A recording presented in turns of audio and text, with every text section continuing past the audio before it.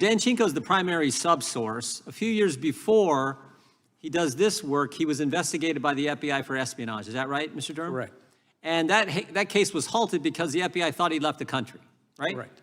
Had he left the country? No. Where was he living? He remained living in the place that he was living when they opened the investigation. Right here in D.C., right? Yeah.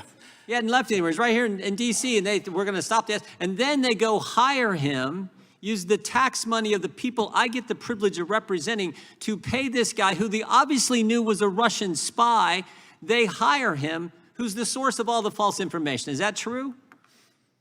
They paid him, they hired him, and they paid him. A couple $100,000, if I recall, right? It was over $200,000. Yeah, and then this guy is hanging out with Dolan, Charles Dolan, who's a buddy of the Clintons, who's also a source for the false dossier that was used to spy on an American citizen. He's hanging out with Dolan. In fact, don't they meet on a park bench somewhere in Arlington, Virginia on New Year's Day?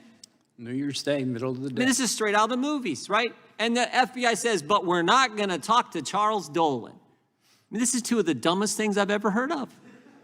They won't talk, they pay a guy who's a Russian spy who's the source of the dossier. The other source of the dossier is Charles Dolan, who meets with that guy on a park bench in Arlington, and they don't want to interview him. I mean, you can't make this stuff up, but that's what Comey's FBI did. And they're still doing this kind of baloney because Mr. D'Antuono told us so, running operations, running investigations out of headquarters instead of assigning a U.S. attorney, a job you did for a long time and did very well. That is a huge problem. And your report, that's why your report's valuable.